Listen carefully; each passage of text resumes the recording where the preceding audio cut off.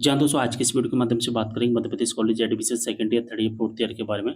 तो दोस्तों के यहाँ पर सबसे ज़्यादा कमेंट आ रहे हैं कि सर हम मध्य प्रदेश के second year, third year, fourth year में एडमिशन लेते हैं और जब हम अपना फॉर्म अप्रूव करवाने के बाद में अब हम अपनी एडमिशन फीस सबमिट करते हैं, तो हमारे सामने जो फॉर्म ओपन होता है, उस फॉर्म में या तो जन्म दिनांक गलत आ रही है, यानी कि हमारी जो डेट ऑफ बर्थ है वो गलत शो हो रही है, या जन्म दिनांक तो सही आ रही है, लेकिन प्रमोशन ईयर गलत शो हो रहा है, या हमारा मोबाइल नंबर गलत शो हो रहा है।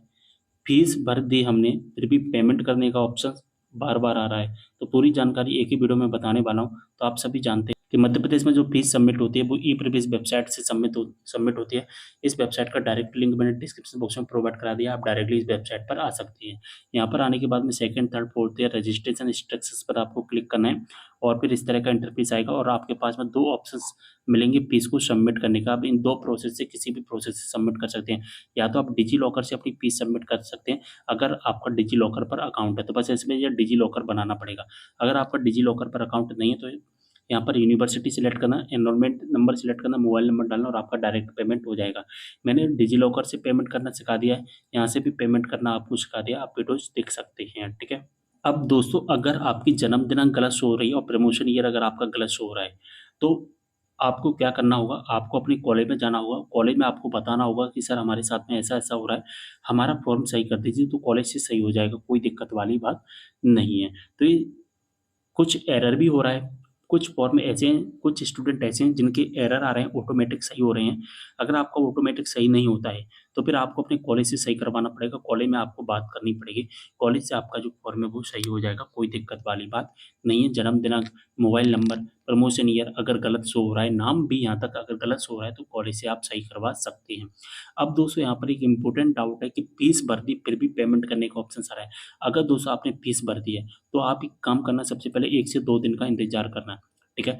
अगर आपका पेमेंट सक्सेस हो गया है, हो जाएगा, या जो आपने पेमेंट किया है, जिस मेथड से आपने पेमेंट किया है, अगर उसके टेक्निकल इश्यू होगा, तो फिर आपका जो पेमेंट वो सक्सेस नहीं होगा, और जब आपका पेमेंट सक्सेस नहीं होगा, तो 72 घंटे के अंदर-अंदर आपका जो पेमेंट है वो रिफंड कर दिया जाएगा पूरा का पूरा, ठीक है? लेकिन अगर आपका पेमेंट सक्सेस होगा, तो 1 से 2 दिन के अंदर सक्सेस हो जाता है, आपको 1 से 2 दिन का इंतज़ार करना है। अगर आपका पेमेंट 1 से 2 दिन के अंदर भी सक्सेस नहीं हो रहा है, तो फिर आप दोबारा पेमेंट कर देना और आपका जो पहला पेमेंट है, वो 72 घंटे यानी कि 3 से 4 दिन के अंदर आपका जो पेमेंट है, वो रिफंड कर दिया जाएगा, ठीक है? सारी चीज़ आपको समझ में आ गई होंगी अच्छे से। बस यही छोटे से डाउट हैं जो स्टूडेंट को बहुत ज़्यादा परेशान करते हैं, और अगर आपको सेकंड, थर्ड, फोर्थ ईयर से संबंधित कोई भी परेशानी, तो आप मुझे कमेंट करके ज़रूर बताएँ। और आप सभी जानते हैं कि 25 जुलाई से इसके फॉर्म सबमिट होना स्टार्ट कर दिए गए थे, ठीक है? 25 जुलाई के बाद में 25 जुलाई से 10 अगस्त तक यहाँ पर सबमिट हुए थे। इसके बाद में 10 अगस्त से इसकी लास्ट डेट को 30 अगस्त किया गया और 30 अगस्त से इसकी लास्ट डेट को बढ़ा कर के अब यहाँ पर 20 सितंबर कर दिया गया है, और अभी प्रेज़ेंट में जो मैं वीडियो बना रहा हूँ, तो 20 सितंबर इसकी लास्ट डेट रखी गई है।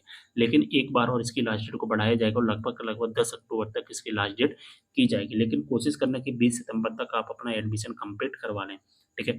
वीडियो को जितना हो सके उतना ज़्यादा शेयर करना है सभी के साथ, कोई भी डाउट हो कमेंट करना। मिलते हैं अगली वीडियो में एक और जानकारी के साथ, तब तक के लिए बाय।